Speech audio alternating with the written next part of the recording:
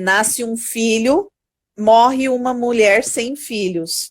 E muitas vezes a gente não está preparado para toda essa mudança. Gente, eu estou me sentindo traída por todas as mulheres, porque ninguém me contou. Ninguém me contou. Eu achei que eu ia pôr minha bebê no berço e que ela ia ficar dormindo, e ninguém me falou que ela ia ficar chorando o dia inteiro. Então eu acho que é importante isso, né? Esse fortalecimento de casal para que o casal continue além dos filhos, né?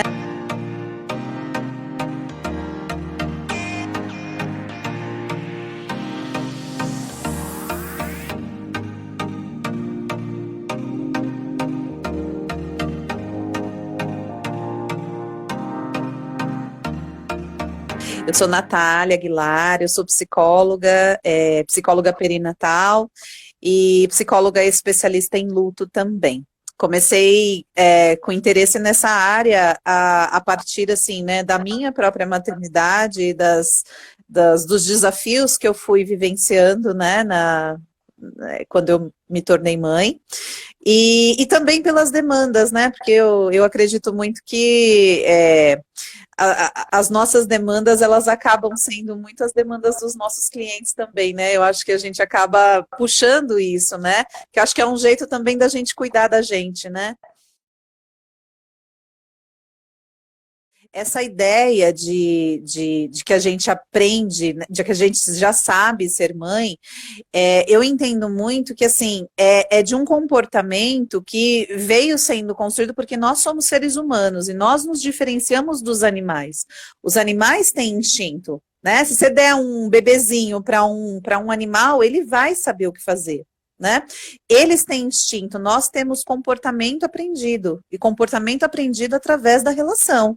A gente só vai aprender ali, estando na relação com o nosso bebê, com o nosso filho. E aí, eu gosto muito de falar, né? Gosto muito de tratar com as minhas puérperas, com as gestantes que eu atendo, que a culpa, geralmente, ela nasce daí. Ela nasce desse processo da gente achar que a gente deveria saber como ser mãe. E quando a gente se dá conta que a gente não sabe, a culpa se instala de uma maneira que muitas vezes é muito devastadora.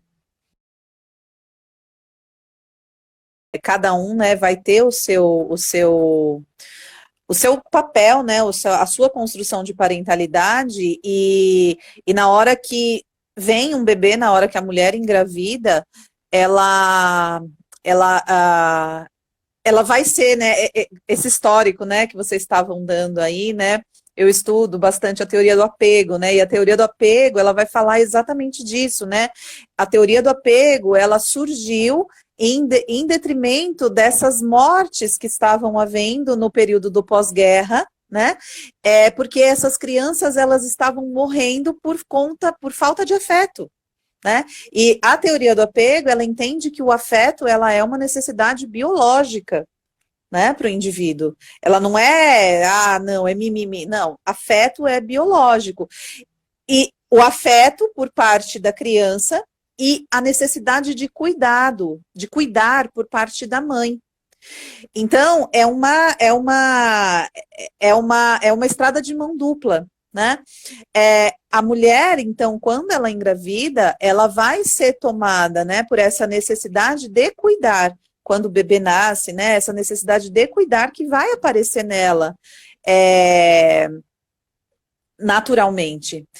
E assim, né, a gravidez é algo que acontece no corpo da mulher, né, não tem como a gente, e aí eu acho que acontece, né, uma dissociação, porque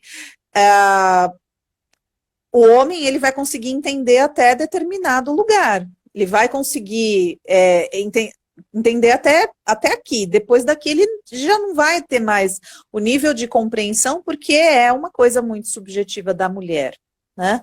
E aí eu penso que, assim, né, a comunicação, e assim, né, falando também, né, que a gravidez também, ela é um estado de vulnerabilidade muito grande também, né, é um período em que a mulher se vê dentro desse estado de vulnerabilidade, tendo que cuidar de si, tendo que cuidar de um outro bebê, do bebê, tendo que aprender a lidar com as pressões sociais, né? Os famosos pitacos, né? Ah, você vai dar chupeta, você não vai dar, você vai dar o peito, você não vai dar, né? As famosas. E acho que a comunicação, quando ela acontece de maneira clara, aberta, né? Essa construção, essa parceria, né, entre não só a mulher e o parceiro, a gente está falando aqui, né, do casal, mas eu acho que vai para além do casal, né? Tem aquele ditado que diz, né, que precisa de uma tribo, né, para cuidar de uma criança. Então, precisa ir para além desse casal, essa comunicação, é, porque senão essa mulher, ela, com certeza, ela vai ficar muito sobrecarregada, não só pelos cuidados do bebê, mas por todas essas pressões sociais que ela vai viver, e, enfim, né, a gente sabe aí que a maior parte dos casos de depressão começam na gestação e não no puerpério como tão é falado, né? Então, acho que a comunicação é o carro-chefe para a gente prevenir tudo isso, né? Essa construção, né, de comunicação, eu acho que ela vai muito no caminho da construção da parentalidade também, né? Cada um vai ter o seu, né? Cada um vai ter o seu modo de se comunicar. E aí, quando a gente tem duas pessoas diferentes, né? Dentro de um mesmo ambiente, tá? Quando você tá lá com seu parceiro, você casa, tá tudo lá, as mil maravilhas. Mas a hora que vem um filho, né? E aí eu digo que assim, né? Principalmente daqueles pais que vestem a camisa de pais mesmo, né? Não os pais que negligenciam esse cuidado e deixam os cuidados só para a mulher, mas aqueles pais que vestem a camisa, geralmente a gente vai ter conflito. Né? É muito comum a gente encontrar conflito entre casal de pais que são muito participativos. Né? Por quê? Porque existe uma construção de parentalidade de um lado, existe uma comunicação construída de um lado, e do outro existe de uma outra forma. Então, né, eles vão atritar a todo momento. Então, esse né, quando a gente fala, né, nessa questão do pré-natal psicológico e da importância que isso tem, é para a gente poder ir trabalhando esse casal para a chegada desse bebê não ser tão traumática. Né? Porque chega o bebê, aí você se depara com uma série de coisas que acontecem, e aí você fala assim, não me preparei para isso. Né? Ninguém me contou que tinha isso. Sim. E eu acho que é importante a gente pensar também nessa construção que uma coisa é a relação entre o casal sem filhos, a outra coisa é a relação com o casal com filhos, e que dentro disso, né, que eu estava falando, né, que a mulher ela vai ser naturalmente chamada para esse cuidado, do filho, ela vai precisar dividir essa energia que antes ela talvez colocasse só no marido dentro da relação, ela vai ter que dividir. E o pai também vai precisar dividir. Não dá para a gente falar que é só a mulher. É que a mulher ela acaba sendo mais chamada para isso porque a gravidez acontece na mulher. Mas pode acontecer, né? E eu diria assim até que deve acontecer também, né? Que o pai ele também tem que ter essa participação. E aí, eu não sei, né? Às vezes pode se formar, talvez, aí uma relação meio triangular, né? E essa conjugalidade ficar estremecida por conta disso. Né? Já cheguei a pegar, né, alguns casais, alguns casos, de que, sei lá, né, o pai sentia ciúme porque a mãe estava, né, muito tempo com o filho, se dedicando muito ao filho, estava deixando ele de lado, sabe?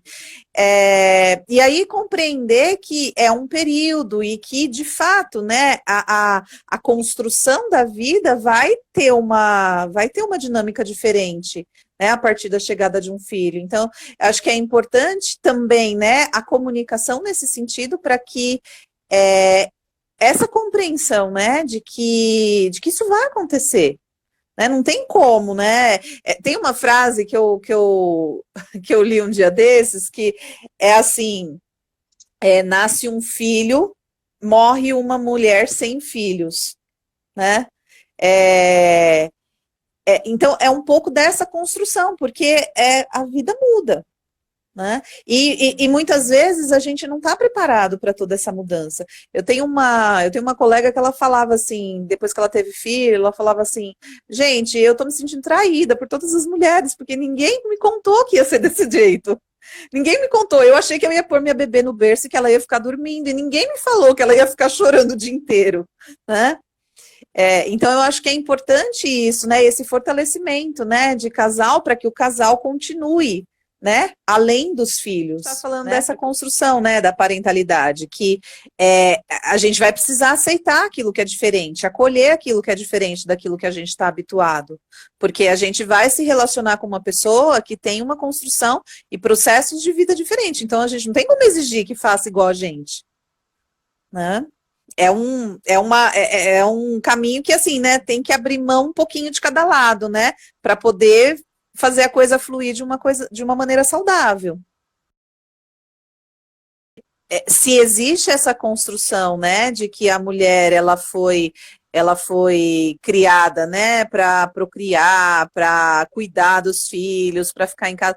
Existe uma construção também para o lado do homem também, que ele tem que ser o provedor, que ele tem que ser aquela pessoa que vai, que trabalha, que fortalece a família, a pessoa forte. Então, existe isso do lado do homem também. E aí, quando a gente pensa nessa construção da parentalidade, a gente está pensando em algo inédito, que não é nem uma coisa e nem outra, é você juntar as duas coisas e ambos fazerem as duas coisas. Né? E esse processo, se não tiver a comunicação, né, dentro disso, se as pessoas não se abrirem, quando você fala que os homens vão se reunir, né, eu acho isso formidável, porque eu acho que é